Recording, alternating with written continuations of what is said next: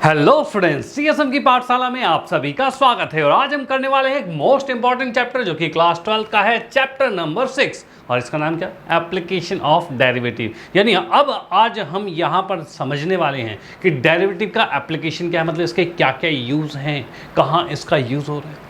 भाई इससे पहले हमने डेरिवेटिव चैप्टर को बहुत ही मज़ेदार तरीके से कंप्लीट किया था, ठीक है भाई, किया था। चलो भाई, बहुत बढ़िया भाई, देखा होगा, जरूर देखा होगा आपने। तो भाई अगर वो आपने देखा है तो ये चैप्टर आपको बहुत आसान लगने वाला है। लेकिन तब वहाँ पर एक कन्फ्यूज़न रहती थी, हम ऐसी ऐसी कैलकुलेशन, बड़ी बड़ी कैलकुलेशन कर क्यों रहे हैं भाई, डेरिवेटिव पढ़े क्यों, क्या ज़रूरत थी। क्योंकि इंटरेस्ट तभी आता है जब हमें लगता है कि भाई इसका कुछ यूज़ हो, हमारी ज़िंदगी में कुछ यूज़ होना चाहिए इसका, तभी लगता है कि हाँ भाई कुछ करना चाहिए, ठीक है, यही चीज़ होता है। अब हम यहाँ पर देखेंगे कि डेरिवेटिव के यूजेस क्या है भाई, कैसे वो हमारे लिए बहुत ही ज़्यादा इम्पॉर्टेंट है, ठीक है भाई, कैसे हम उसका रियल लाइफ में भी यूज़ कर सकते हैं। और भाई एग्ज़ाम के पॉइंट ऑफ व्यू से कहा जाए तो भाई बहुत ही इंपॉर्टेंट है, क्योंकि इसका वेटेज भी बहुत अच्छा है, ठीक है भाई, वेटेज बहुत बढ़िया है। तो भाई ये चैप्टर के लिए मैं दोबारा कहूँगा कि ये चैप्टर बिल्कुल लिंक है इससे पहला चैप्टर जो आपका डेरिवेटिव्स था, डिफरेंशिएशन था, उससे बिल्कुल लिंक्ड अप है। अगर आपने वो चीज़ नहीं पढ़ी है तो आप डायरेक्ट ये नहीं पढ़ पाओगे, ठीक है, क्योंकि यहाँ पर हम जानने वाले हैं डेरिवेटिव के यूजेस के बारे में, यानी एप्लीकेशन के बारे में। तो भाई डेरिवेटिव तो आना ज़रूरी है। डन, कोई दिक्कत नहीं। तो भाई डायरेक्टिव अगर जिसने नहीं देखा तो इस वीडियो के नीचे डिस्क्रिप्शन बॉक्स में आपको लिंक मिल जाएगी, वहाँ से आप आराम से उसको देख सकते हो। ओके चलो भाई, तो करते हैं सेशन को स्टार्ट और देखते हैं कि एप्लीकेशन ऑफ डेरिवेटिव में क्या क्या चीज़ें हैं भाई, कैसे ये मज़ेदार होने वाला है। ओके चलो, तो यहाँ पर सबसे पहले मैं आपको बताना चाहूँ कि ये एप्लीकेशन ऑफ डेरिवेटिव के अंदर हमें मेनली तीन चीज़ें देखनी है। क्या तीन चीज़ें हैं? तो फर्स्ट आपके पास है rate of change of quantities, यानी क्वांटिटीज़ में चेंजेस जो होते हैं उनके रेट के बारे में, ठीक है, इसकी कैलकुलेशन भी हम डेरिवेटिव से करने वाले हैं। नेक्स्ट भाई इंक्रीजिंग एंड डिक्रीजिंग फंक्शन, यानी कोई भी फंक्शन इंक्रीजिंग है कि डिक्रीजिंग है, ये चीज़ हम देखने वाले हैं, ठीक है, और इसके बिहाफ पर क्वेश्चंस भी करेंगे। नेक्स्ट हमारा मोस्ट इंपॉर्टेंट जो कि बड़े क्वेश्चन आते हैं भाई, बड़े क्वेश्चन बिल्कुल पहुंच जाते हैं कि भाई मैक्सिमा मिनिमा, ठीक है, इसको भी हम यहाँ पर करने वाले हैं। यानी मेनली आपके पास मात्र तीन ही टॉपिक हैं, तीन टॉपिक जो कि आपके सामने हैं, ठीक है। इसी पर वैरायटीज़ ऑफ क्वेश्चन थोड़े से ज़्यादा होंगे, ठीक है, मतलब आपको क्वेश्चंस की प्रैक्टिस थोड़ी ज़्यादा करनी पड़ेगी। यहाँ पर हम आज के सेशन में क्या करने वाले हैं, तो आज के सेशन की मैं बात करूँ तो आज के सेशन में हम इसमें करने वाले हैं फर्स्ट इसको भाई, ये चीज़ जो आपको दिख रही है, rate of change of quantities. भाई rate of change of quantities को हम करने वाले हैं कंप्लीट, यानी इसके पूरे कॉन्सेप्ट को बिल्कुल क्लियर करेंगे। भाई कॉन्सेप्ट क्या है, मतलब इसका मतलब क्या है, कैसे इसके थ्रू हम सॉल्यूशन निकालते हैं, वो चीज़ हम देखेंगे भाई, बिल्कुल पूरा कॉन्सेप्ट डीपली पढ़ेंगे। साथ ही साथ इसके पॉइंट ऑफ व्यू पर भाई, इसी क्वेश्चन में, मतलब ये जो आपका पहला टॉपिक है, इस पर हम करने वाले हैं कुछ मोस्ट इंपॉर्टेंट क्वेश्चन, ठीक है, जो मोस्टली आपके एग्जाम में पूछ लिए जाते हैं। तो भाई आज आप बिल्कुल कहते हैं ना, बिल्कुल नज़रें बिल्कुल स्क्रीन पे, ठीक है, बिल्कुल इधर उधर नहीं, और स्किप नहीं करना, क्योंकि इसकी वजह से आप चीज़ें मिस कर जाओगे, और मिस कर जाओगे तो दिक्कत हो जाएगी। तो यहाँ हम आज के सेशन में rate of change of quantities को पढ़ने वाले हैं, मज़ेदार तरीके से पढ़ने वाले हैं, बस साथ में बने रहें। ओके, तो करते हैं सेशन को आगे बढ़ाते हैं भाई, सेशन को स्टार्ट। और यहाँ पर कुछ दो बातें हैं, मात्र यही दो बातें हैं, ज़्यादा कुछ नहीं है, ठीक है, जो कि आपको पता होनी चाहिए, और आपका ये एक्सरसाइज खत्म, ठीक है। और ये दो बातें क्या कह रहा है भाई, rate of change of quantities में, तो यहाँ पर ऐसा कुछ कहा जा रहा है कि जब कोई हमारे पास फंक्शन है, फंक्शन कहना जैसे कि हम देख पा रहे हैं y = fx है, ठीक है भाई, कोई भी फंक्शन हमारे पास y = fx है, तो उसके अंदर हम कह पा रहे हैं तो dy/dx, यानी कि ये क्या है, डेरिवेटिव है, जिसको हम f' भी लिख सकते हैं। भाई कोई भी डेरिवेटिव होता है उसको हम हम उसको dy/dx भी लिख सकते हैं, और अगर उसे फंक्शन के तौर पे लिखा जाए तो उसको f' भी लिख सकते हैं, मतलब दोनों में से कुछ भी लिख सकते हो, कोई दिक्कत नहीं, ठीक है। अब ये क्या कह रहा है कि भाई ये जो dy/dx है, इसे क्या पढ़ते हैं? अब बोलोगे सर पढ़ के तो बता दिया आपने, dy/dx ही पढ़ते हैं, ठीक है, dy/dx ही पढ़ते हैं। नो भाई, इसको बिल्कुल स्टेटमेंट के थ्रू क्या पढ़ा जाता है, मतलब ये कहना क्या चाहता है, ये बात क्या है, ठीक है। तो बात कुछ ऐसा है कि यहाँ पर हम कहेंगे कि y यहाँ पर चेंज हो रहा है, वो भी कैसे भाई, rate of change of y with respect to x, ठीक है भाई। ऊपर जो आपके पास यहाँ dy दिख रहा है, ये जो dy दिख रहा है, ठीक है, इसका मतलब rate of change of y with respect to x, यानी इस बात को कहने का मतलब सिर्फ इतना है, इस बात को कहने का मतलब इतना है कि rate of change of y with respect to x, ठीक है। यानी जब भी आपके सामने दिखे d Y by d x, तो आप उसको कैसे पढ़ रहे हो, rate of change of y with respect to x, यानी वो जो वाई एक फंक्शन है उसका चेंज हो रहा है, उसमें चेंज हो रहा है किसी के रिस्पेक्ट में, किसी के रिस्पेक्ट में चेंज हो रहा है, तो उसे कहा जाता है d Y by d x. Done, इतनी बात समझ में आ गई। इसी चीज़ को हम यहाँ पर देख पा रहे हैं, फंक्शन में चेंज हो रहा है विद रिस्पेक्ट टू एक्स, इस तरह से भी लिख सकते हैं, इस तरह से भी लिख सकते हैं, कन्फ्यूजन नहीं होना चाहिए। यानी कि अब आपके सामने जब ये आएगा तो आप इसको ऐसे पढ़ोगे कि ये जो रिप्रेजेंट कर रहा है rate of change of y with respect to x. Done, इसमें कोई दिक्कत वाली बात नहीं है, ठीक है। तो ये तो आपका डेरिवेटिव्स है, ओके। अब उसके बाद क्या है, तो यहाँ पर हम देख पा रहे हैं तो भाई D Y by d x जो आपके पास है, d Y by d x की बात करें, और इसके अंदर हम यहाँ पर देखेंगे कि इसके अंदर यहाँ पर इस तरह से लिखेंगे x equal to x naught, ठीक है, ये एक्स नॉट है आपके पास, ठीक है। यानी हम देख पा रहे हैं x equal to x naught, यानी अब आपके पास इस चैप्टर के बारे में बिल्कुल आते हैं कि इस चैप्टर पर आते हैं। ये तो डेरिवेटिव था, डेरिवेटिव को हमने समझा कि भाई ऐसे बोलते हैं, लेकिन इस चैप्टर में क्या कहना चाहता है, रेट ऑफ चेंज ऑफ में क्या है, तो भाई हमें एक चीज़ पता है, फंक्शन चेंज हो रहा है, लेकिन चेंज नहीं, सिर्फ चेंज नहीं निकाला, किस पॉइंट पर क्या चेंज हो रहा है, भाई किस पॉइंट पर क्या चेंज हो रहा है। मान लो एक सर्कल है, ठीक है, वो बढ़ता जा रहा है, बढ़ता जा रहा है, अब उसका रेडियस 5 सेंटीमीटर पर हो गया, उस टाइम पे उसके चेंज होने की जो रेट है वो क्या है, तो एक पॉइंट पर जाके हम बता रहे हैं कि चेंज होने का रेट क्या है, वही चीज़ यहाँ पर हमें फाइंड करनी है। तो यही है यहाँ पर d Y by d x कब है भाई, x equal to x naught, यानी x की वैल्यू किसी एक fix point that is x naught पर हम देख रहे हैं, किसी एक पॉइंट पर देख रहे हैं कि भाई क्या हो रहा है, represent the rate of change of y with respect to x at x equal to x naught, ठीक है। यानी कि यहाँ पर इसका मतलब ये जो आप देख पा रहे हो, इसका मतलब ये है rate of change of y with respect to x, वो भी कब, at x equal to x naught, भाई ये चीज़ है।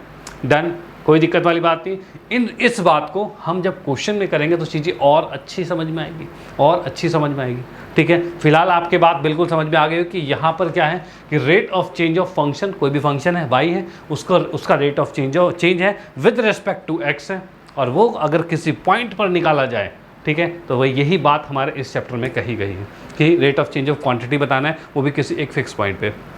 डन, तो ये बात आ गई समझ में, तो इसका आप स्क्रीनशॉट ले लो।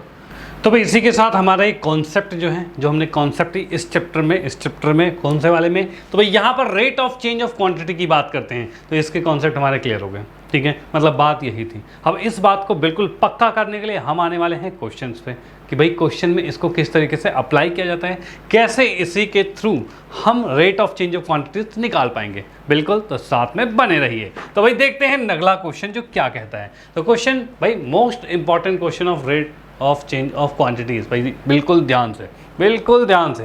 तो भाई क्वेश्चन देखिए क्या कह रहा है। तो क्वेश्चन कह रहा है find the rate of change of area of a circle per second with respect to radius r. देखो यहाँ पर देखो क्या चीज़ है, हम जब अभी पढ़ रहे थे डेरिवेटिव के बारे में, तो डेरिवेटिव मैंने बताया कि भाई था हमारे पास कुछ ऐसा, कहाँ गया भाई, भाई मैंने देखा कि d Y by D t कुछ ऐसे हो गया, या डी एक्स हो गया, d Y by d x, यानी हम देखते थे वाई में चेंज हो रहा था, ठीक है, विद रिस्पेक्ट टू एक्स, भाई यही चीज़ था। यानी इस क्वेश्चन में भी हमें दो ही चीज़ देखनी है, क्या कि किस में चेंज हो रहा है और किसके रिस्पेक्ट में हो रहा है। डन, तो यहाँ पर मैं जो देख पा रहा हूँ, क्या देख पा रहा हूँ कि भाई rate of change of area, मतलब क्या हो रहा है भाई, रेट ऑफ चेंज ऑफ किस में हो रहा है, तो भाई एरिया में हो रहा है, वो भी एरिया ऑफ सर्कल।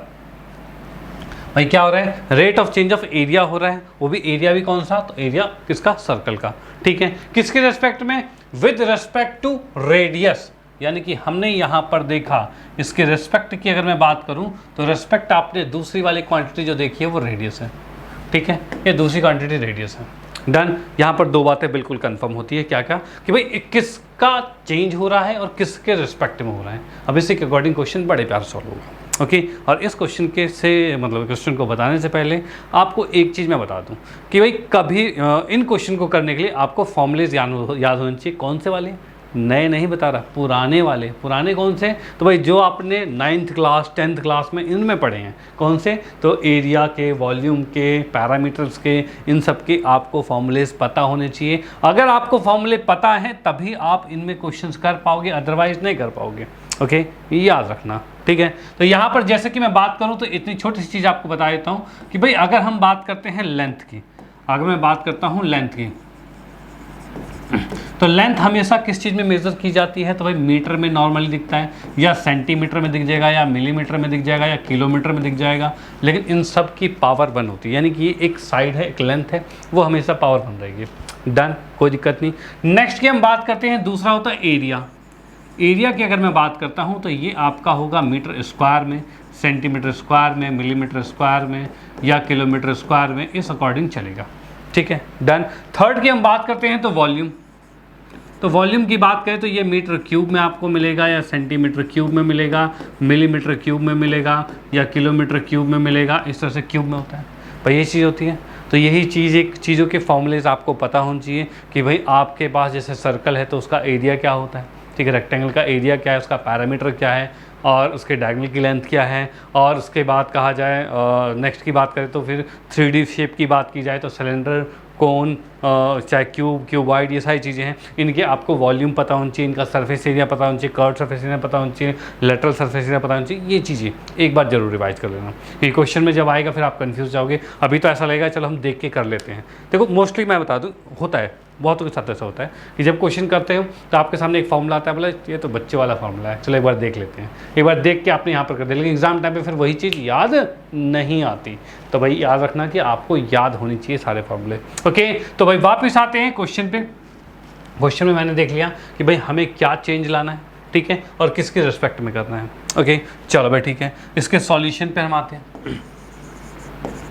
सॉल्यूशन की हम बात करें, जैसे कि rate of change of area of circle है, यानी एरिया ऑफ सर्कल की बात की जाए तो एरिया ऑफ सर्कल होता क्या है? तो भाई मैंने देखा एरिया ऑफ सर्कल होता है पाई आर स्क्वायर। भाई ये फॉर्मूला याद है? याद है तो बहुत अच्छी बात है, नहीं तो कर लेना।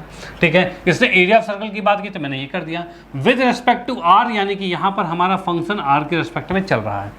ठीक है, कोई दिक्कत नहीं। अब इसमें देखो क्या कहा गया है कि इसमें एरिया ऑफ चेंज में एरिया ऑफ सर्कल जो है वो चेंज हो रहा था आर के रिस्पेक्ट में, तब उसमें जब आर की वैल्यू 5 थी तब किस स्पीड से उसमें एरिया चेंज हो रहा था। तो भाई यहाँ पर हमने देखा एरिया कुछ ही है, अब मुझे चेंज फाइंड करना है, यानी इसका डेरिवेटिव करना पड़ेगा, यानी dA/dr करना पड़ेगा। भाई ये हो गया, dA/dr करना पड़ेगा। इसका अगर मैं डेरिवेटिव करता हूँ तो यहाँ पाई है और आर स्क्वायर का कितना आएगा, इसका आर के रिस्पेक्ट में डेरिवेटिव है तो 2r आएगा, इसमें कोई दुविधा वाली बात नहीं, एवरीथिंग इज ओके। ठीक है, इसको जब हमने सॉल्व किया तो यहाँ पर ये कितना आ रहा है भाई 2r, यानी कि ये हमारे पास आ गया 2πr आ गया। डन, ये तो हमने देख लिया कि एरिया में चेंज हो रहा है विद रिस्पेक्ट टू आर। अब क्वेश्चन में था क्या? क्वेश्चन में ये था कि भाई जब रेडियस 5 था तब क्या चीज़ था, एक पॉइंट पे, फिक्स पॉइंट पे पूछा गया है। तो हम यहाँ पर देखेंगे कि भाई अब क्या करेंगे, एट r इक्वल टू में 5। भाई जब r इक्वल टू 5 सेंटीमीटर था तब क्या कंडीशन थी, तो यहाँ पर मैंने लिखा dA/dr, और वो भी कब, जब r की वैल्यू 5 थी। उस कंडीशन पे हमारे पास आएगा 2π और r की जगह आ जाएगा 5, दैट इज़ 10π। यानी हम यहाँ पर देख पा रहे हैं एरिया का change with respect to r कितना आ रहा है 10π। तो हम यहाँ पर लिख सकते हैं rate of change of area of circle at r equal to 5 is 10π। और देखो 10π क्या है, ये एरिया है, क्या है, एरिया। अब जब ये एरिया है तो ये सेंटीमीटर में होगा, वो भी स्क्वायर के साथ। एरिया तो सेंटीमीटर स्क्वायर होता है, क्योंकि सेंटीमीटर में चल रहे थे, सेंटीमीटर स्क्वायर होगा। अब इसने कहा था पर सेकंड में चल रहा था, भाई वो किस अकॉर्डिंग चेंज हो रहा था, पर सेकंड में, तो हमने यहाँ पर सेकंड लिख दिया। ठीक है, तो यहाँ पर ये इसका आंसर बिल्कुल फिनिश होता है, यानी क्वेश्चन फिनिश होता है। इसको इस तरीके से ही आपको सॉल्व करना है। तो आप इसका स्क्रीनशॉट ले लो, आशा करता हूँ समझ में तो आ गया होगा, कंफर्म समझ में आ गया होगा। ठीक है, अब आते हैं नेक्स्ट पे और देखते हैं अगला वाला मोस्ट इंपॉर्टेंट क्वेश्चन कौन सा है जो कि आपके एग्जाम में भी पूछा जाता है। ओके, चलो भी चलते हैं नेक्स्ट पे। हाँ जी, तो नेक्स्ट हमारे पास है the volume of cube is increase. देखो यहाँ पर क्या हो रहा है, वॉल्यूम ऑफ क्यूब इंक्रीज हो रहा है, यानी वॉल्यूम ऑफ क्यूब में चेंज आ रहा है। ठीक है ना, वो भी क्या है, at a rate of 9 cubic centimetre per second. ठीक है, यानी हम यहाँ पर देख पा रहे हैं फिर से इसके अंदर कि हमारे पास दिखा क्या चेंज हो रहा है। तो भाई हमने देखा यहाँ पर कि हमारे पास जो चेंज हो रहा है, तो चेंज हो रहा है वो वॉल्यूम ऑफ क्यूब चेंज हो रहा है, volume of cube increase at rate of 9 cubic centimetre.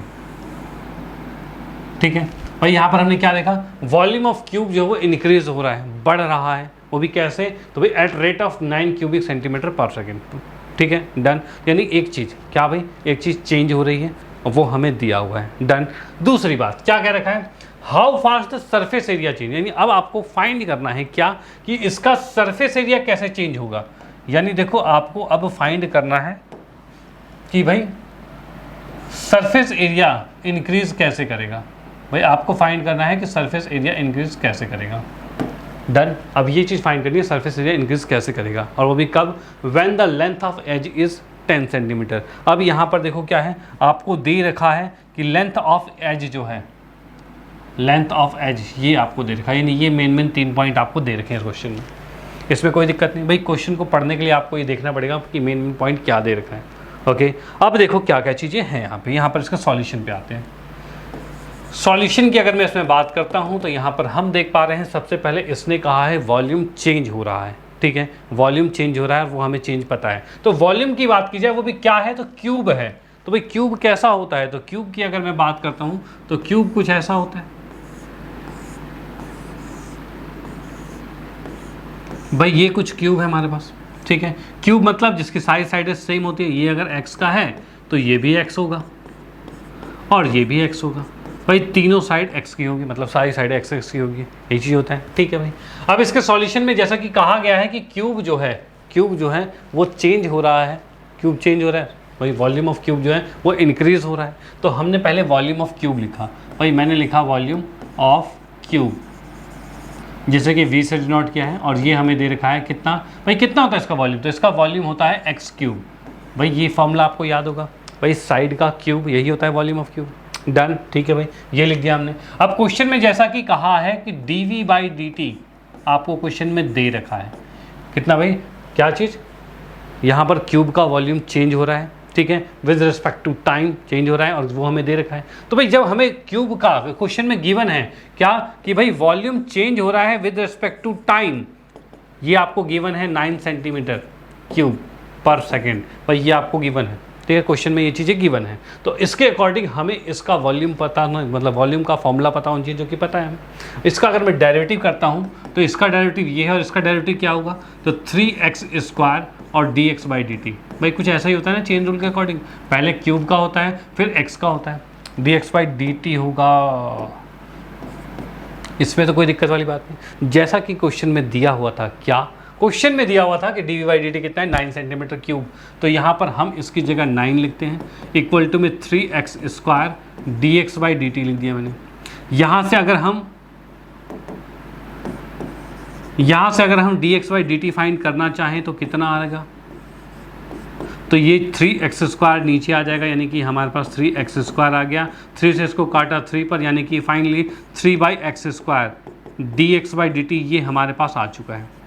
ठीक है, ये भाई देखो किसकी मदद से आया, किसकी हेल्प से आया, जो पहले वाली रेड वाली लाइन है उसकी मदद से हमने यहाँ तक पहुँच गए। सेकंड, हमें अब इस पर करना क्या है, करना ये है कि भाई सरफेस एरिया का इंक्रीज निकालना है। सरफेस एरिया की बात करें तो भाई मैंने एस से डिनोट किया सरफेस एरिया, होता क्या है, सरफेस एरिया क्या होता है। तो सरफेस एरिया की अगर मैं बात करता हूँ तो सरफेस एरिया जो हमारे पास होता है वो है 6x², भाई यही है। यानी ये जो सरफेस एरिया है ये भी फंक्शन x के रिस्पेक्ट में ही चल रहा है। ठीक है, यानी कि हम x के रिस्पेक्ट में ही चल रहे हैं। ठीक है, ये आ गया।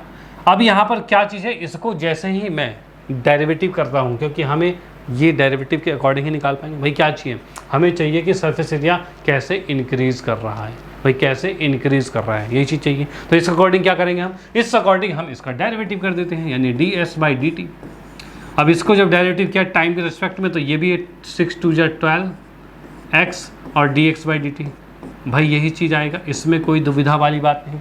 ठीक है भाई, हमें कहा था कि सरफेस एरिया में कैसे चेंज है, तो भाई ऐसे चेंज है, ये हो गया, डन। ठीक है, उसके बाद हम देख पा रहे हैं कि dx/dt की वैल्यू हमें पता है, उठा कर रख देते हैं वहाँ पे।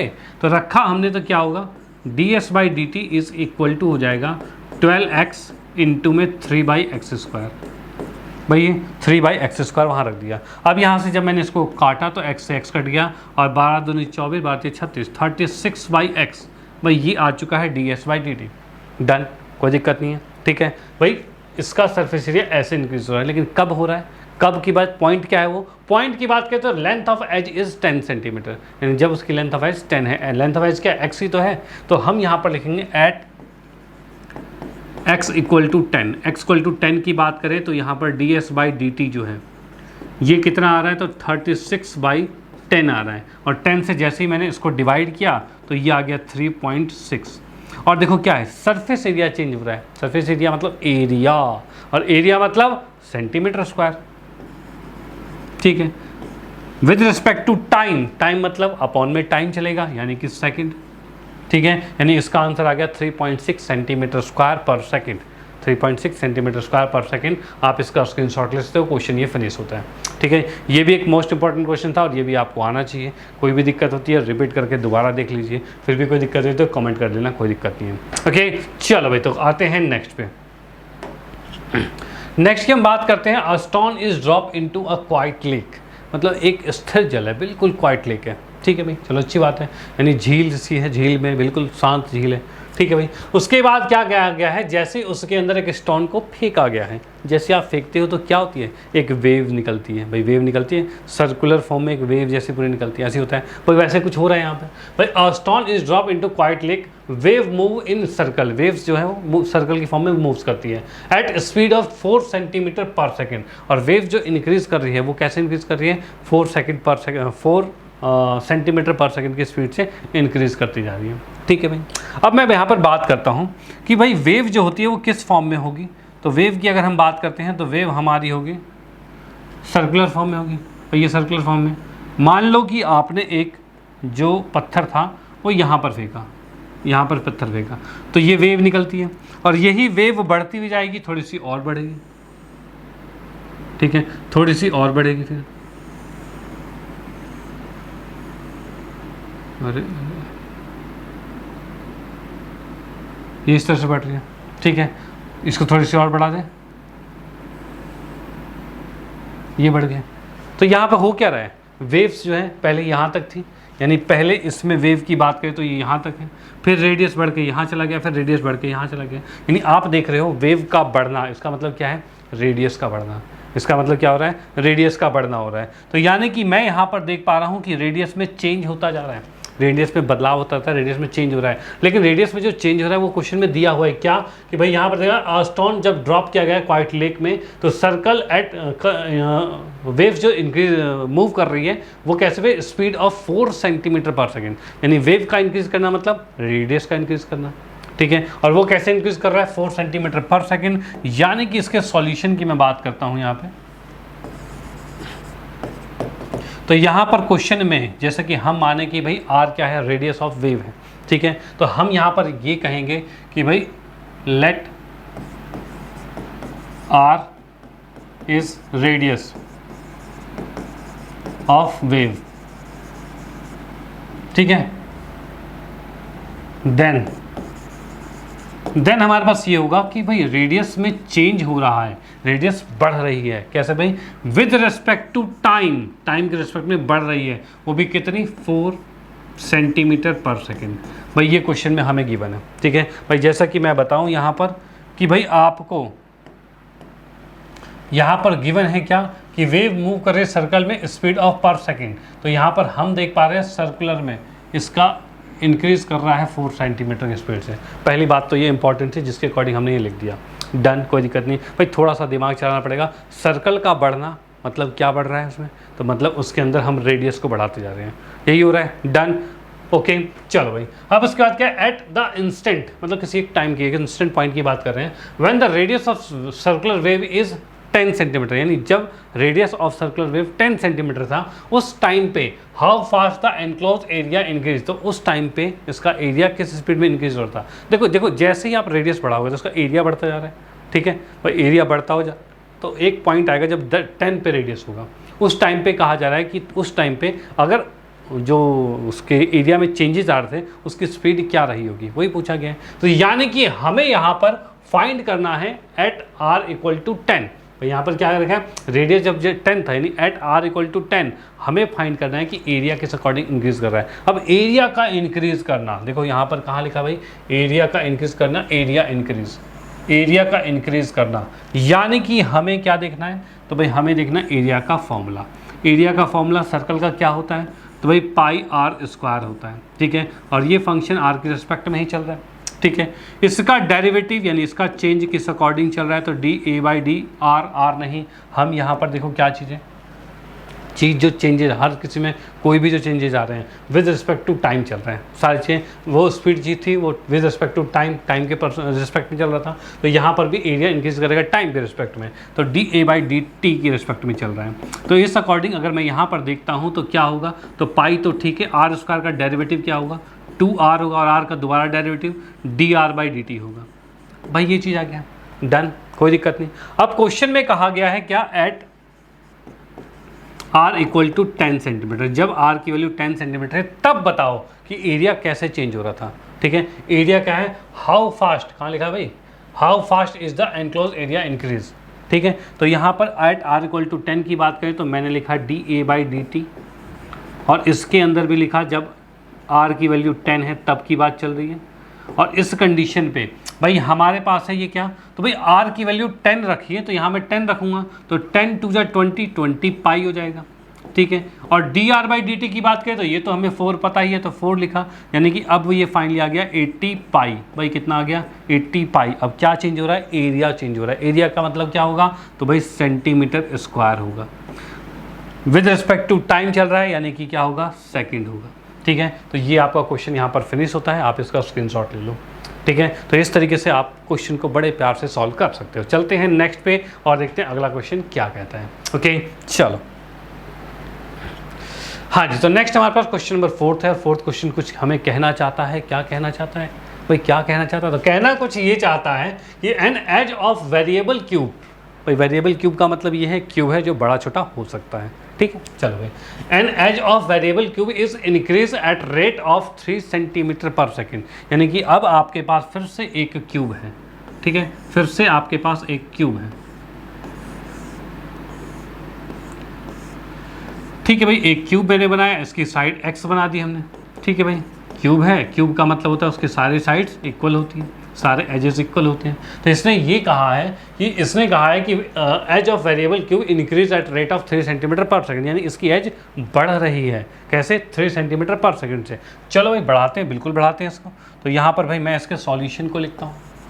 सॉल्यूशन की बात करें तो यहाँ पर जैसा कि कहा है इसकी एज जो है वो बढ़ रही है, यानी कि डी एक्स, यानी x में चेंज हो रहा है विद रिस्पेक्ट टू टाइम, क्योंकि क्या कहा है 3 सेंटीमीटर पर सेकंड है, यानी विद रिस्पेक्ट टू टाइम चल रहा है, ठीक है। और ये हमें दे रखा है 3 सेंटीमीटर पर सेकंड। भाई यही चीज़ दे रखा है, भाई क्या दे रखा है, variable of edge increases at rate of, भाई ये चीज़ इतने सेकंड, ठीक है। ये आपकी क्या हो रही है, तो एज बढ़ रही है, ये एज जो है वो इस स्पीड से आपकी बढ़ रही है, ठीक है।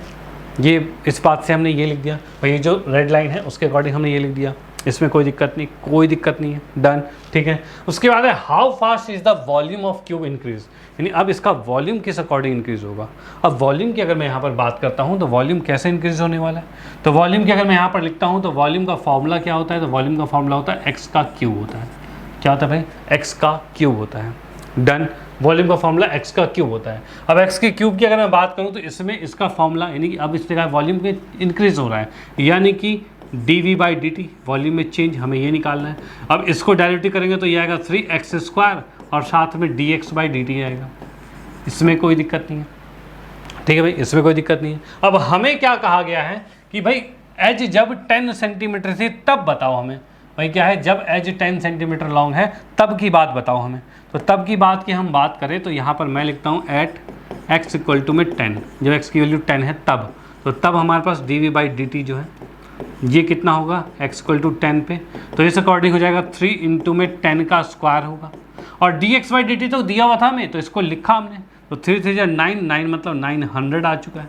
कितना भाई, 900। वॉल्यूम चेंज हो रहा है, तो वॉल्यूम की बात करें तो क्या होता है, तो ये हमारे पास सेंटीमीटर क्यूब होता है, ठीक है। और भाई कैसे, टाइम के रिस्पेक्ट में चल रहा है, यानी कि पर सेकंड होगा, यानी हम कहेंगे इसकी वॉल्यूम जब इसके एज जो है वो 10 सेंटीमीटर लॉन्ग थी उस टाइम पे इसका वॉल्यूम जो है वो 900 सेंटीमीटर क्यूब पर सेकंड की स्पीड से बदल रहा था, डन, कोई दिक्कत नहीं है। ओके, स्क्रीनशॉट लो, चलते हैं नेक्स्ट पर, देखते हैं अगला क्वेश्चन क्या कहता है।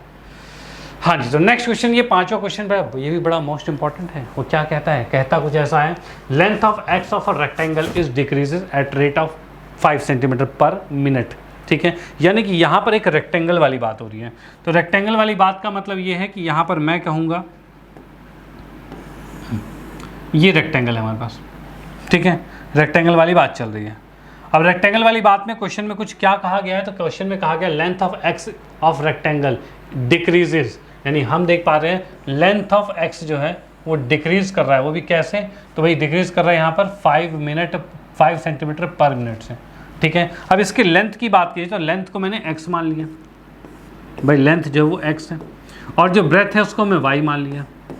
मान क्या रहा है, क्वेश्चन में दे ही रखा है भाई, ये क्या है भाई, x है, लेंथ जो x है, और वो जो कि 5 सेंटीमीटर पर मिनट से चेंज हो रहा है। यानी अकॉर्डिंग टू क्वेश्चन की बात करूँ यहाँ पर सॉल्यूशन में, यहाँ लिखा भाई अकॉर्डिंग टू क्वेश्चन क्या हो रहा है, तो भाई dx/dt x में चेंज हो रहा है टाइम की रिस्पेक्ट में, तो वो कितना है, तो वो ये है 5 सेंटीमीटर पर मिनट है। ठीक है भाई, पर मिनट आ गया, डन। इतनी बात हमें दे रखी थी। सेकंड बात की बात करते हैं, एंड विड्थ y। अब देखो क्या चीज़ें है, लेंथ जो है वो क्या हो रहा है, डिक्रीज कर रहा है, और जैसे ही डिक्रीज आएगा इसका मतलब यहाँ पर माइनस साइन आ जाएगा। ठीक है, माइनस साइन। अब नेक्स्ट की बात करते हैं तो dy/dt, क्योंकि क्वेश्चन में कहा है y increase at rate of 4 centimetre पर मिनट, यानी y जो है वो इंक्रीज कर रहा है 4 सेंटीमीटर पर मिनट से। ठीक है, ये चीज़ आ गया, कोई दिक्कत वाली बात नहीं, डन। ठीक है, अब उसके बाद क्वेश्चन में कहा है when x is 8 and y is 6, यानी जब x की वैल्यू 8 है और y की वैल्यू 6 है, उस टाइम पे हमें बताना rate of change of the parameter and the area. यानी दो क्वेश्चन है इसमें, एक पैरामीटर में चेंज बताना है और एरिया में चेंज बताना है। ठीक है ना, दोनों के रेट में चेंज बताना है, पहला पैरामीटर और दूसरा एरिया ऑफ द रेक्टेंगल। ठीक है, तो भाई ये दो बातें हमें बता दी गई हैं, लेकिन ये दोनों जो चेंजेस बताने हैं वो कब, जब x की वैल्यू 8 है और y की वैल्यू 6 है। ओके, चलो ठीक है, तो यहाँ पर हम लिखते हैं क्या, तो हम लिखते हैं पैरामीटर, तो यानी p की बात करते हैं। p क्या है, पैरामीटर है। अब पैरामीटर इसका क्या होता है, पैरामीटर का मतलब क्या होता है, तो इसकी साइड बाउंड्रीज की लंबाई, यानी 2x और 2y, यही होगा, यानी 2 ब्रैकेट में ले लिया, 2 कॉमन ले लिया और x + y, ये पैरामीटर है। ठीक है, अब यहाँ से हमें पैरामीटर में चेंज फाइंड करना है, तो इसके लिए क्या होगा, इसका डेरिवेटिव करेंगे, यानी dp/dt किया जाएगा। अब भाई इसका जब चेंज करेंगे तो 2 तो ऐसा ही है, x का चेंज क्या आएगा, dx/dt आएगा। ठीक है, और y का क्या आएगा, dy/dt आएगा। डन भाई, ये चीज़ आ गया। अब इसके अकॉर्डिंग dx/dt और dy/dt क्या हमें पता है, तो भाई हाँ पता है, कितना पता है, तो भाई -5 और 4 है, तो हमने यहाँ पर देखा कि भाई ये 2 है, और dx/dt हमें दे रखा है -5, और ये है प्लस में 4, और ये हो गया -1, that is -2 centimetre per second पर मिनट। भाई इसी में चल रहा था, भाई ये सेंटीमीटर पर मिनट में ही है, तो ये भी सेंटीमीटर पर मिनट में आएगा, तो -2 सेंटीमीटर पर मिनट। ये इस अकॉर्डिंग पैरामीटर घट रहा है, माइनस हो रहा है, सब्ट्रैक्ट हो रहा है, मतलब कि डिक्रीज कर रहा है। क्यों भाई, क्योंकि माइनस साइन आ गया, माइनस साइन का मतलब डिक्रीज कर रहा है। डन, इसमें कोई दिक्कत वाली बात नहीं। चलो भाई ठीक है, तो इसका तो आप स्क्रीनशॉट लो। अब चलते हैं नेक्स्ट पे। नेक्स्ट पार्ट क्या है, ये वाला हमारा क्या था, फर्स्ट पार्ट था। सेकंड पार्ट की बात करें, सेकंड पार्ट में कहा है एरिया की बात करते हैं, तो एरिया की बात करते हैं, तो एरिया क्या होता है इसका, तो एरिया की अगर मैं इसकी बात करूँ तो ये होता है y × में x, लेंथ × ब्रेथ, यही होता है भाई, एरिया यही होता है। अब इसके डेरिवेटिव की अगर मैं बात करता हूँ तो ये आएगा dA/dt is equal to first का डेरिवेटिव यानी dy/dt, और second as it is, plus में सेकंड का डेरिवेटिव dx/dt, और फर्स्ट एज इट इज, भाई यही होता है भाई, प्रोडक्ट रूल ऐसे ही होता है।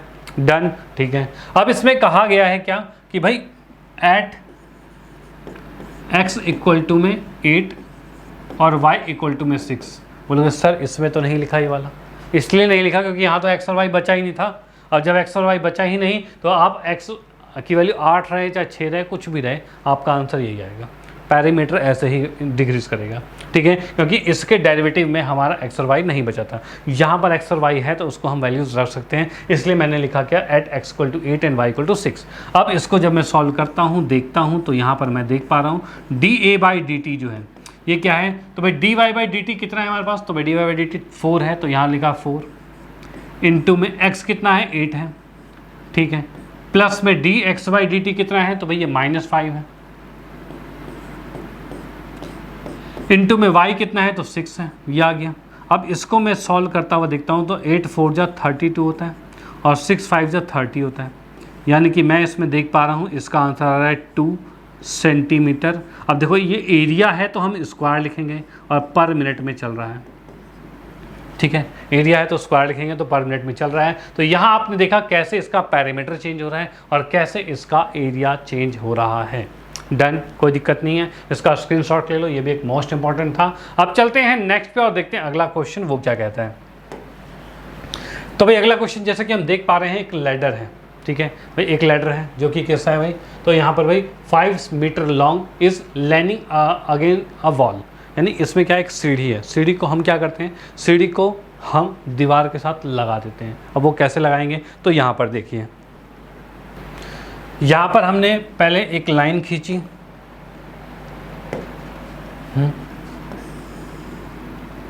ये दीवार जैसी होगी, ठीक है, इसके ऊपर हम सीढ़ी लगा देते हैं। सीढ़ी कैसे लगाएंगे, तो मान लो कि मैंने एक सीढ़ी लगाई ऐसे, ठीक है, और उसके बाद हम बात करते हैं इसमें एक ज़मीन सी भी बना देते हैं।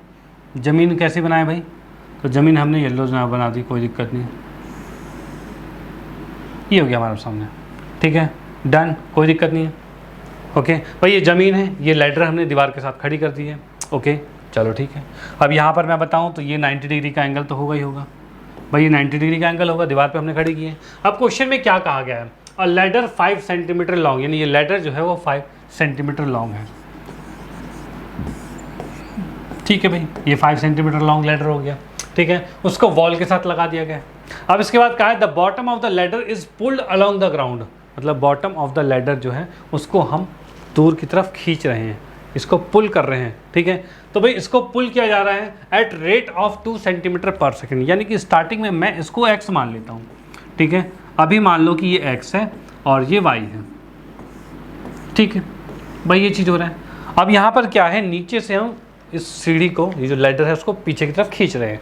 जैसे आप पीछे खींचोगे तो x की वैल्यू इंक्रीज़ कर जाएगी भाई, इंक्रीज़ कर जाएगी, और x की वैल्यू जब इंक्रीज़ करेगी तो यहाँ पर मैं कुछ कह सकता हूँ कि भाई मान लो अगर आप इसको पीछे खींचते हो तो ये सीढ़ी जो है वो कुछ यहाँ से आ जाएगी,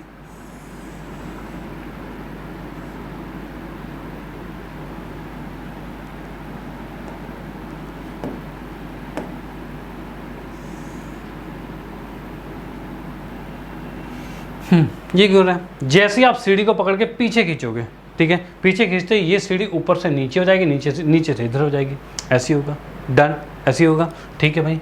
यानी कि आप देख पा रहे हो जैसे ही आपने सीढ़ी को पीछे खींचा x की वैल्यू बढ़ गई, ठीक है, और y की वैल्यू डिक्रीज कर गई, यही हुआ है। क्वेश्चन में क्या कहा है, the bottom of the ladder is pulled along the ground away from the wall, away from the wall खींचा गया है at the rate of 2 centimetre per second. यानी कि मैं यहाँ पर इसके सॉल्यूशन में क्या लिख सकता हूँ भाई, अकॉर्डिंग टू क्वेश्चन, ये क्या हो रहा है भाई, तो हम यहाँ पर देख पा रहे हैं कि इसमें जैसे उसको पुल किया गया, यानी कि x की वैल्यू इंक्रीज कर रही है, यानी मैंने लिखा dx/dt जो है ये आपको दे रखा है 2 सेंटीमीटर पर सेकेंड, ठीक है, ये आ गया। How fast it's height of the wall decrease, यानी आपको फाइंड करना है कि इसकी जो हाइट है वो किस स्पीड में डिक्रीज करेगी, ठीक है भाई, किस स्पीड में डिक्रीज करेगी ये हमें फाइंड करना है, डन, ये हमें फाइंड करना है, ठीक है भाई, ये फाइंड करना है। तो भाई ऐसा मत करना कि इसको ये अगर 2 की स्पीड में खींच रहे हो तो वो भी 2 की स्पीड में घटेगा, ऐसा नहीं है, ठीक है। इसको कैसे किया जाएगा, तो भाई हमें यहाँ पर y का डेरिवेटिव करना है, और y के डेरिवेटिव के लिए फंक्शन होना चाहिए। फंक्शन क्या दिख रहा है यहाँ कहीं दिख रहा है क्या, ठीक है, तो फंक्शन तो नहीं दिख रहा भाई, कैसे देखा जाए, ठीक है भाई। इसने कहा है जब लैडर 4 मीटर दूर था उस कंडीशन में, ये सब कुछ मीटर में है ना, 2 सेंटीमीटर ये मीटर में ही होगा भाई, ये मीटर में ही है, यहाँ पर ये मीटर में ही है आपका, ठीक है, सेंटीमीटर की सीढ़ी नहीं होती, चलो कोई बात नहीं, होता है, बड़े बड़े शहरों में छोटी छोटी बातें होती रहती है। ओके चलो भाई, तो फिलहाल हमने देख लिया क्या कि भाई dx/dt कितना दे रखा है, तो 2 मीटर पर सेकेंड। ओके चलो ठीक है। अब भाई dy/dt हमें बताना है कब, जब लैडर जो है वो 4 मीटर अवे है, जब 4 मीटर अवे है तब की बात कर रहे हैं, ठीक है। चलो अभी देखो यहाँ पर क्या चीज़ है, जैसे कि अब हमें मेन चीज़ है कि हमारे पास फंक्शन नहीं दिख रहा, किसको डेरिवेटिव करें, क्या करें, ये तो नहीं दिख रहा। ठीक है, अब उसके लिए क्या चीज़ करने वाले हैं, तो उसके लिए हम बात करते हैं यहाँ पर। तो यहाँ पर हमें दिख रहा है कि ये राइट एंगल क्या है भाई, राइट एंगल ट्राइंगल है। कैसा भाई, राइट एंगल ट्राइंगल। जब ये राइट एंगल ट्राइंगल, तो पाइथागोरस बाबा जी ने तो हमें एक चीज़ ट्रिक बता ही रखी है, एक फॉर्मूला बता ही रखा है पाइथागोरस जी ने।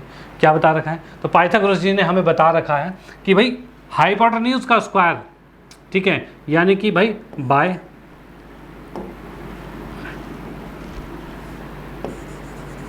पाइथागोरस से हम क्या कह सकते हैं भाई हाइपोटेन्यूज का जो स्क्वायर है वो y का स्क्वायर प्लस में x के स्क्वायर के बराबर होगा, यानी इसका स्क्वायर जो है इन दोनों के स्क्वायर के सम के बराबर होगा, यही होगा। यहाँ से अगर मैं y की वैल्यू निकालना चाहूँ तो क्या हो रहा है, तो y स्क्वायर इसको इधर भेजेंगे तो ये आएगा 5 स्क्वायर माइनस में x स्क्वायर आएगा, डन। और यहाँ से अगर मैं y की वैल्यू जानूँ तो ये इस साइड रूट में आएगा, तो अंडर रूट में मैंने लिख दिया है 5 का स्क्वायर यानी 25 माइनस में x स्क्वायर, भाई ये y की वैल्यू आ गई, डन।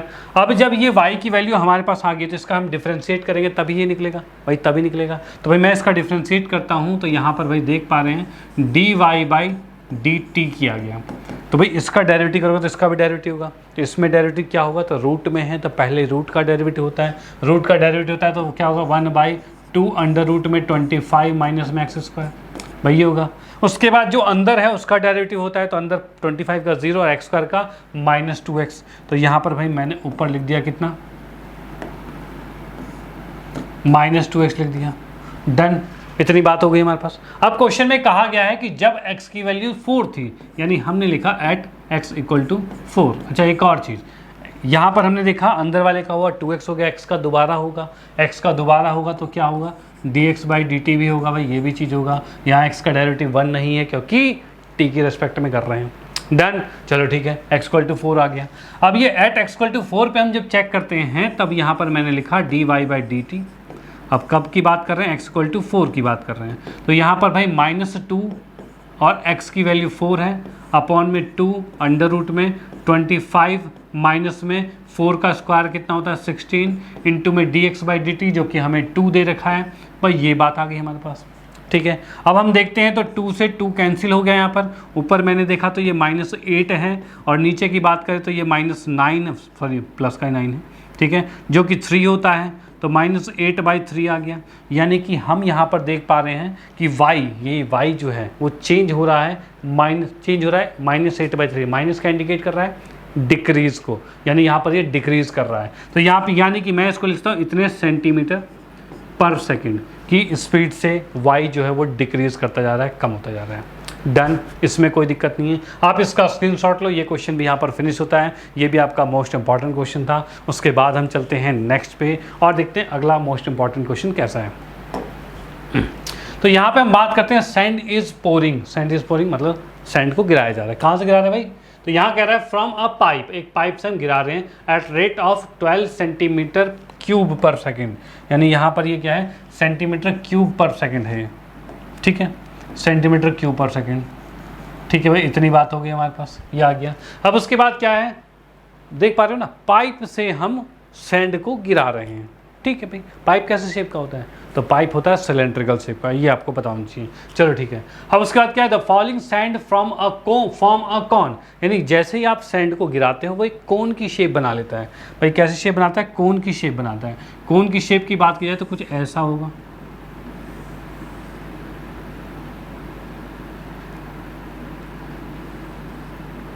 एक मिनट,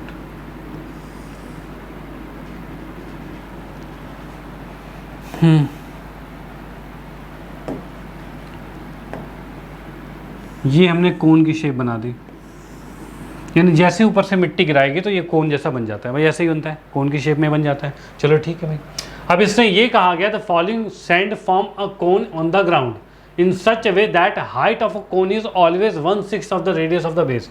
यानी इसने कहा है ये जो कोन बना है ना, इसके अंदर दो चीज़ें हैं। क्या चीज़ें भाई, एक तो इसकी हाइट है, ठीक है, और एक इसका रेडियस है।